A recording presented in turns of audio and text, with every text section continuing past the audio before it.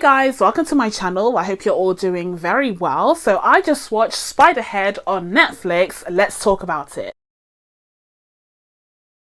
So we're just going to dive right into the review for this movie, but before we do, as per usual, if you haven't already, please be sure to subscribe to my channel and make sure you turn on your notifications so that you can be told when I upload next. Now without further ado, let's get into this. So Spiderhead is directed by George Kaczynski, and this movie is an adaptation of the short story Escape from Spiderhead, which was by George Saunders. And funnily enough, in the film we do see a character reading a George Saunders novel as a kind of Easter egg to that. So first of all, let's go through what I really enjoyed about this movie. First of all, this premise is really fascinating to me. The idea that you would have this mad bro scientist, okay, who's out there experimenting on prisoners for these like nefarious reasons, that really hooked me in. And the fact that this bro scientist is portrayed by Chris Hemsworth also definitely helped. I think he was perfectly cast for this role, although we'll talk about his portrayal of this character later down the line. But what makes him different from the other mad scientists that we often see in media is that there was this like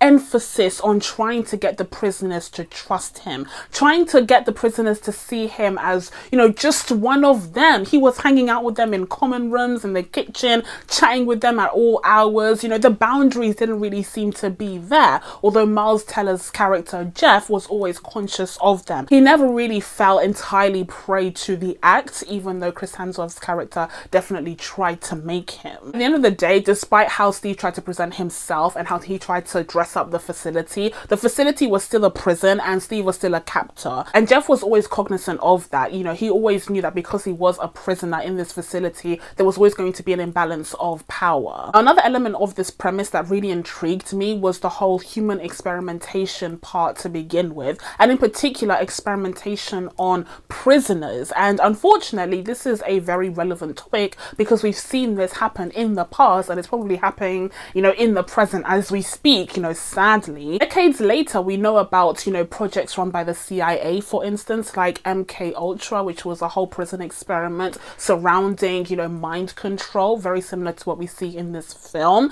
And, you know, this is information that has come out years after the fact. So we can only imagine what is going to come out about today, you know, what's happening in the present day in the future, especially when you take into account not only governmental bodies like the CIA, but also private entities like, you know, companies within big pharma. I mean, we already know about the free labor that is provided by prisoners under the prison industrial complex. So we can only imagine how these sorts of experimentations might be worked into the hellscape that is the prison industrial complex as well. And of course, we know that such experiments would be unethical, especially in the conditions that they were performed, you know, back in the MK Ultra days in the 50s to 70s. But, you know, nowadays there are, you know, higher standards of ethics and, you know, ethical conduct expected of any experimentations against any subject. And that's what makes Spiderhead all the more insidious, is because there's this like emphasis on choice under the guise of being ethical, because there's this idea that all of the prisoners in, you know, the Spiderhead program or whatever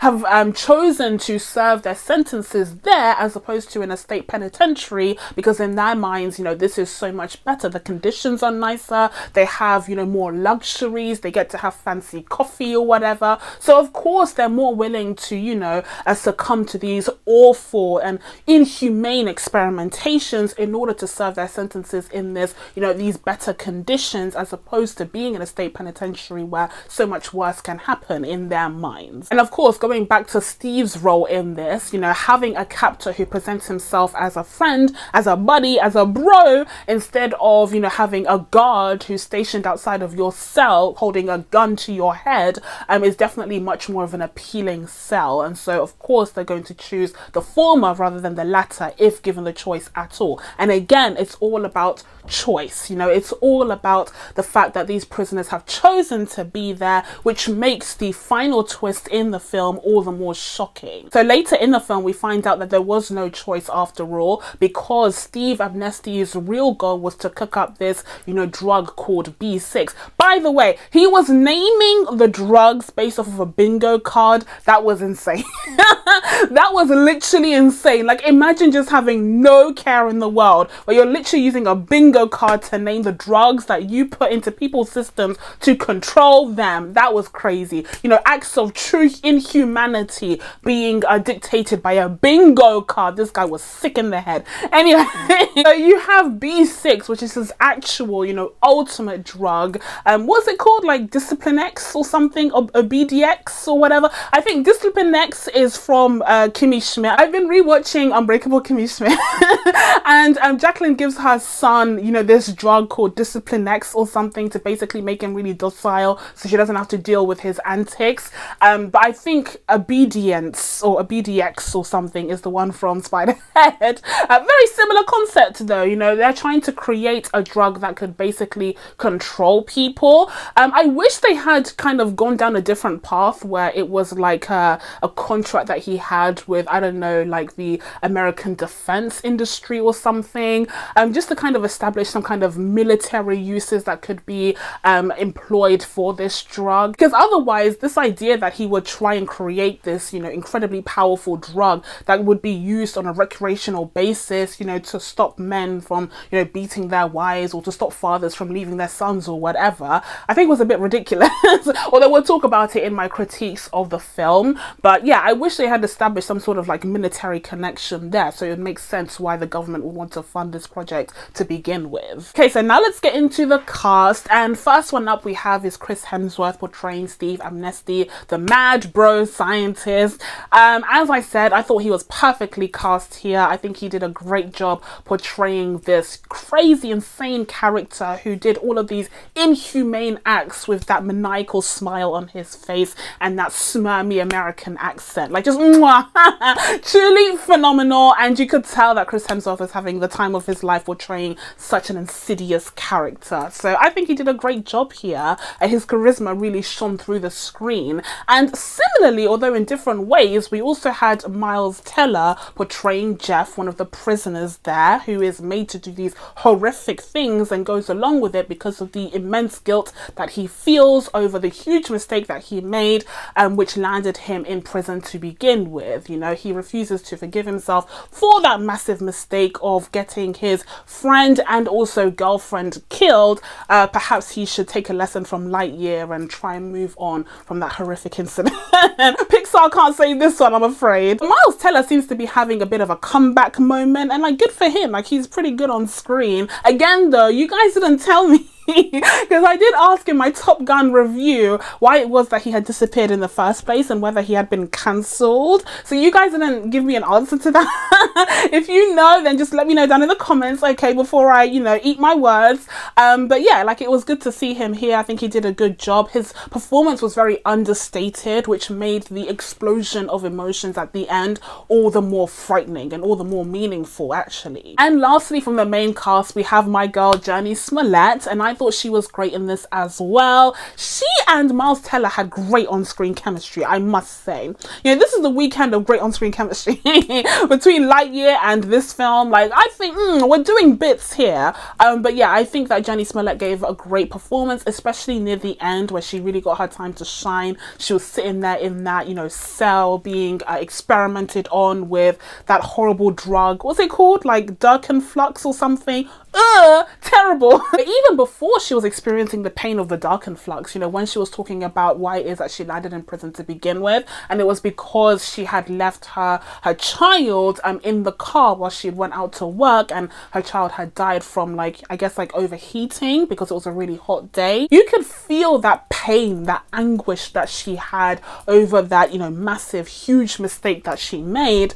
And this idea that she doesn't even care what happens to her at this point, point, you know, you can experiment on her, you could cause her a great deal of pain. It wouldn't add up to the immense pain and guilt that she feels over what she did to her daughter and the fact that she'll never see her again. So I thought that was a really touching, profound moment, even though it did kind of rush the backstory of the character and leave it kind of to the end in the film. And that leads me to the things that I didn't quite love as much about this movie. And first one up, we have the backstories themselves. You know, as I just mentioned, when it comes to Journey's character Rachel, she landed in prison after basically neglecting her child in a car during a hot summer's day, and so she ended up dying.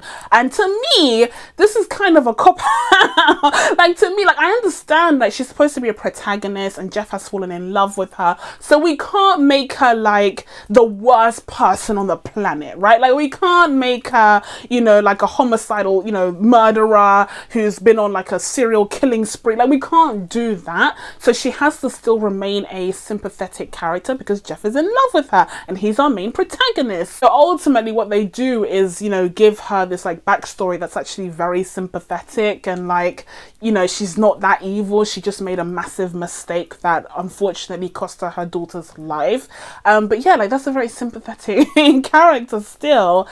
So yeah, I think it was a bit of a cop-out. And it's the same thing with Jeff. You know, he landed in prison because he was drinking whilst under the influence, and he ended up killing both his best friend and his girlfriend, and he is just, you know, overcome with guilt as a result, and he doesn't even care about what happens to him either because of that guilt that he is feeling, which makes him a very sympathetic character. So they didn't really go there. You know, they wanted to soften the blow, even though these guys are supposed to be prisoners, because otherwise they would just be completely unsympathetic. And I guess in that case, you know, audiences would be rooting for them to be experimented on inhumanely.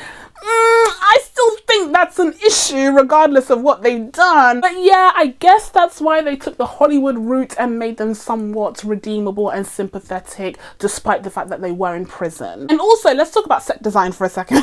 Let's talk about set design. I really liked the set, you know, that they used in this film, this kind of futuristic sci-fi facility looking place that they used. They were very frugal with it though. They definitely made sure to use every single inch of that facility for the set of this film. You can definitely tell that this film didn't have the biggest budget that Netflix has available. So they were definitely making use of, you know, certain rooms over and over again to really stretch it out for the entire runtime of this movie. But I think overall it was effective. Like, this isn't actually a big critique. It makes sense if you have a limited budget to make use of the resources that you do have. But I will say that at times it did make the film feel quite small and restricted. Although I guess on the other hand, you could argue that it was to add the sense of imprisonment, you know, the sense of restriction that the prisoners actually felt in the film. Like, you could kind of you can kind of play it that way, I guess, if you wanted to. And then I guess at the very end, when you see the characters finally escape and they're free and they have the wind on their faces and the sun shining brightly above them, you know, that's supposed to be their moment of freedom and relief from the restrictive kind of horrible facility and prison that they were in before. I will say another side effect of that was that this film definitely felt like a Netflix movie. Like, it felt like a streaming movie. It didn't feel cinema worthy, which is funny because this movie was directed by Joseph Kosinski, who also directed a movie that I felt was extremely cinema going worthy, and that was Top Gun Maverick. So yeah, two very different approaches here from the same director. A film feeling, you know, big, huge, larger than life versus one that feels quite small and contained. And I guess it makes sense then, you know, the target audiences and platforms that the films landed on. And finally, my last critique would be, you know, even though there were aspects of the premise that I really did enjoy, as I mentioned before, I do think that overall the premise didn't really go as far as we could have. The film didn't really stretch these ideas as far as it could have and didn't really meet the potential of this story. I feel like just as we were leading up to something like juicy, something interesting, finding out that B6 was a mind control drug, you know, finding out that Steve was in charge of the whole pharmaceutical company to begin with, there was no no board that he was going to ask permission for stuff. Like, he was the one in charge, finding all of that out in quick succession.